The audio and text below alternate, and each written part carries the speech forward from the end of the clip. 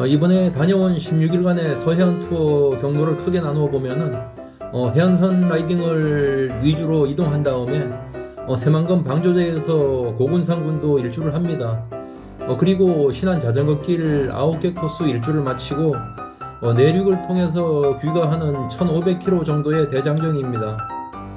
섬 일주 라이딩은 먼저 고군산군도에 신시도, 무녀도, 선유도, 장자도 일주를 합니다. 그리고 신안 자전거길 9개 코스는 연육교와 노두길 그리고 배편을 이용해 가지고 17개의 섬을 연결해서 일주하고 돌아왔습니다.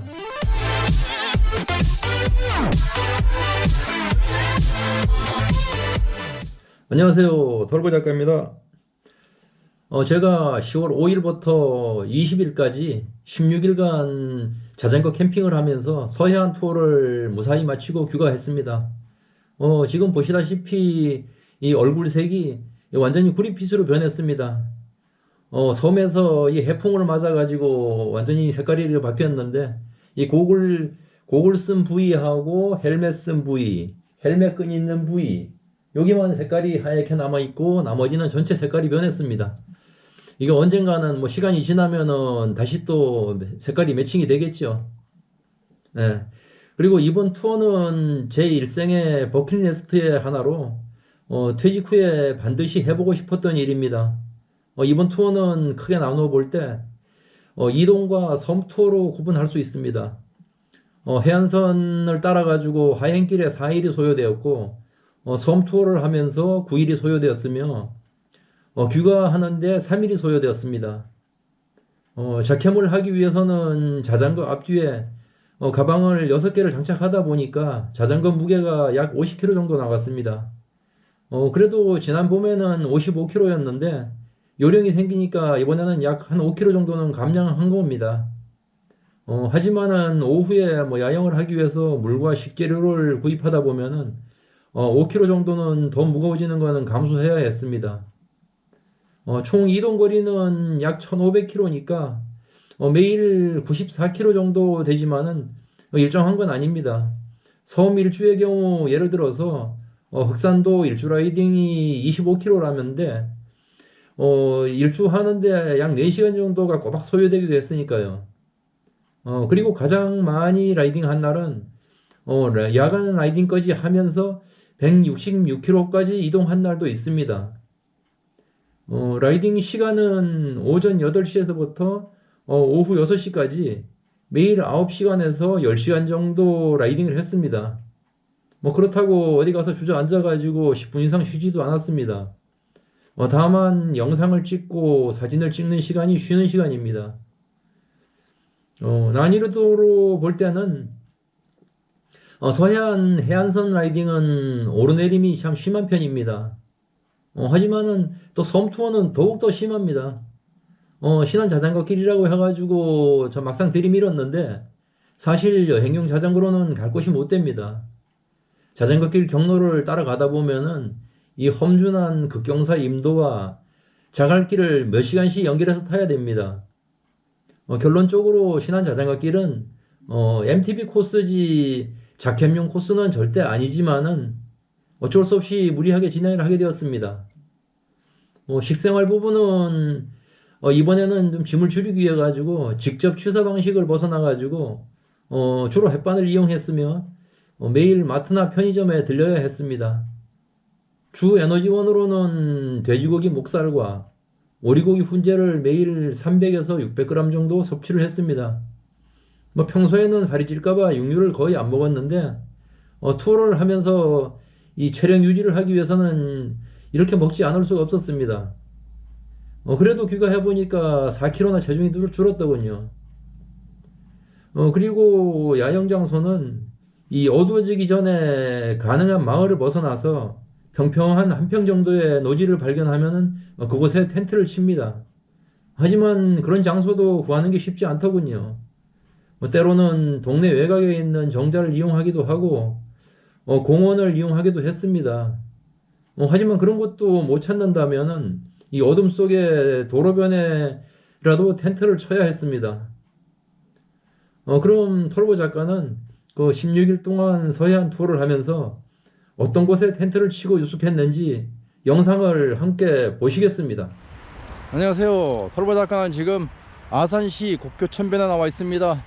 저는 이곳에서 출발해 가지고 사교 헛거지 하천길을 따라 이동한 다음에 그곳에서 서해안 해안선을 따라 가지고 목포까지 기나긴 여정에 돌입을 하겠습니다.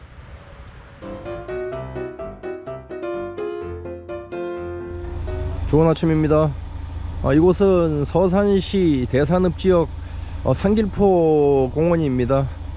어젯밤에는 가을 날씨답지 않게 바람이 완전히 태풍처럼 밤새도록 텐트를 흔들어댔습니다. 오늘도 하루를 시작합니다. 어젯밤에는 보령호 수문 입구에서 하룻밤을 유숙했습니다. 저쪽 앞쪽으로는 수문 상판이 보이고 저 옆쪽으로는 방조제를 건너가는 차들이 아련하게 소리가 들립니다. 좋은 아침입니다. 서해안 투어 4일차 아침을 맞이했습니다. 어젯밤에 머문 곳은 군산시 금강 하구뚝 시민공원에서 하룻밤을 유숙했습니다. 금강 시민공원의 환경은 이렇습니다. 서해안 투어 5일차 아침을 맞이했습니다. 어젯밤에는 새만금 방조제를 벗어나 가지고 변산으로 내려가는 지방도 바로 옆쪽에서 하룻밤을 유숙했습니다. 어젯밤에는 심한 강풍으로 인하여 텐트를 심하게 흔들어대는 바람에 서해안 투어 6일차 아침을 맞이했습니다. 어제는 영광 굴비로 유명한 법성포 외곽의 마을 정자에서 하룻밤을 유숙했습니다. 밤새 바람이 잠잠해 가지고 편안하게 잠을 잤습니다.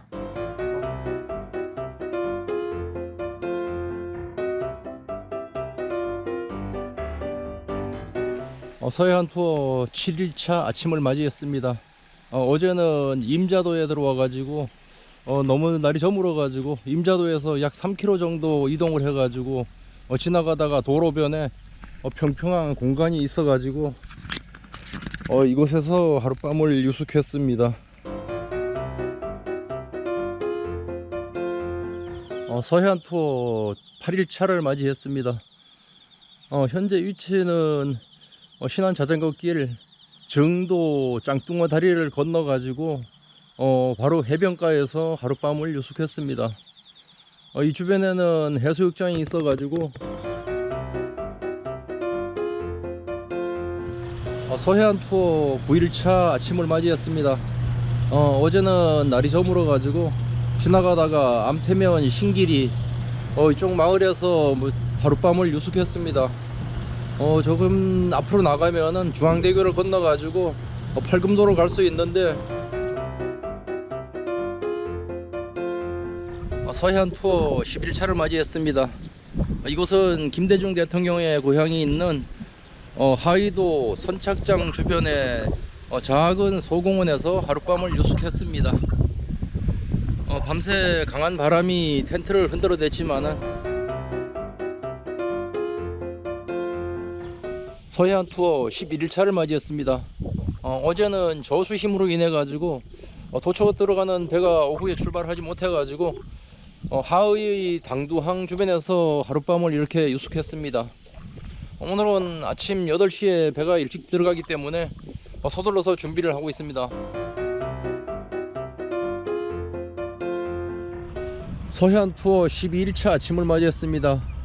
어제는 흑산도에 들어와 가지고 흑산항 주변에서 또 하룻밤을 이렇게 유숙했습니다. 이곳은 해안가래 가지고 갈매기 놀이터가 있어 가지고 밤새워 갈매기들이 기룩되는 소리를 들어가면서 서해안 투어 13일차 아침을 맞이했습니다. 어제는 앞에도 송공항 외곽에 어느 풀밭에서 하룻밤을 유숙했습니다. 어제 흑산도에서 송공항으로 나오면서 시간이 너무 늦어가지고 어둠 속에 헤드랜턴을 비춰가면서 풀밭에다가 이렇게 텐트를 치고 서해안 투어 14일차 아침을 맞이했습니다. 어제는 아페도에서 신안 자전거길 인증을 마지막으로 완료하고 귀갓길에 오르기 위해 가지고 북쪽 방향으로 진행하다가 김대중대교 바로 입구에 천사의 쉼터에서 하룻밤을 유숙했습니다.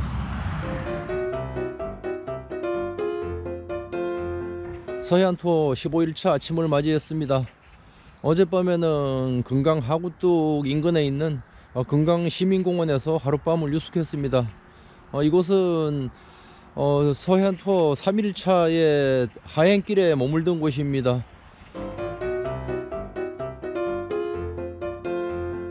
서해안 투어 16일차 아침을 맞이했습니다. 이곳은 세종시에 있는 합강공원입니다. 밤새 안개가 자욱하게 내려가지고 좀 아직까지도 어둠이 거치지 않았는데 그래도 어젯밤에는 자동차들이 아예 다니지 않는 쾌적한 환경에서 편안하게 잠을 잘 수 있었습니다.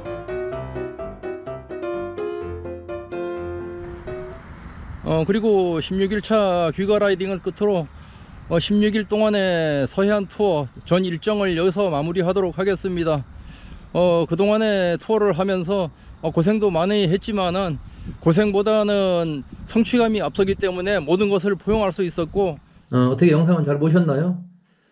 이런 방법으로다가 노지에서 야영을 하면서 자전거 캠핑을 했습니다. 하지만 이건 단순하게 먹고 즐기기 위해서 떠나는 캠핑이 아니고 목적을 달성하기 위한 수단에 불과한 자캠이었습니다. 정처 없이 떠돌다가 아무데고 머무는 방랑자가 아니고 명확한 목표를 향해서 달려야 하는 랠리의 성격이었습니다.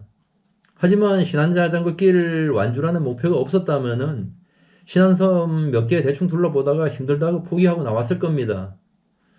아무튼 목표 달성을 위해 강연을 하다 보니까 그 신안섬 투어를 하면서 많은 불편을 감수하며 인내로서 완주를 했습니다. 그러다 보니 이번에 일생에 처음으로 섬이라는 열악한 환경에서 가장 소중한 인생 체험을 하게 되었습니다. 사실 섬에 들어가면 모든 것이 참 열악합니다. 배가 들어오는 선착장 주변이 아니고는 식당도 없고 마트도 없고 잠잘 수 있는 모텔도 없습니다. 사실 섬에 들어가면은 한나절 동안 사람 구경도 못하면서 라이딩 한 적도 있었고 물이 떨어져서 한나절 동안 갈증 속에서 험준한 임도를 넘기도 했습니다. 그러나 무거운 자전거로 산 위로 밀어 올리면서 힘든 자갈길 임도 라이딩을 했지만은 완주를 했을 때는 그 성취감이 모든 것을 다 포용해 줍니다. 정말 취미생활은 미친 짓입니다. 이렇게 미치지 않고는 가슴 벅찬 성취감을 얻을 수 없습니다. 대부분 사람들은 미지의 여행을 하려면은 그 두려움 때문에 용기를 내지 못하기 때문에 떠나지 못합니다. 하지만은 목표를 설정하면은 내가 꼭 해봐야 되겠다는 추진력과 결단력을 앞세워 가지고 들이미는 용기를 가진다면은 누구나 할 수 있는 일입니다. 길거리에서 잠을 어떻게 자? 끼니는 어떻게 해결하지? 시간이 없다고요? 체력이 안 된다고요? 이리저리 안 되는 이유가 365가지입니다. 하지만은 자전거 여행을 하면서 그 개고생을 해보지 않으면은 이 추억이 없다는 긍정적인 사고방식을 갖는다면은 분명히 용기가 생길 겁니다. 이 영상을 보시고 여러분들도 진정한 마니아라면은 한 번쯤 자전거 캠핑을 도전해 보시기 바랍니다. 완주를 하고 나면은 세상의 모든 일이 내 손 안에 있다는 자신감이 생길 겁니다. 그리고 이번 서해안 투어 16일 동안 여행을 하면서 짬짬이 영상과 풍경 사진도 많이 찍었습니다. 자전거 여행을 하면서 그날은 어떤 과정을 겪었는지, 어떤 일이 있었는지, 일자별로 제작해가지고 16부작으로다가 게시할 예정입니다. 자전거 여행에 관심이 있으신 분들은 그 많은 시청과 함께 센스 있는 독자들의 선택 아시죠? 네, 끝까지 시청해 주셔서 대단히 감사합니다.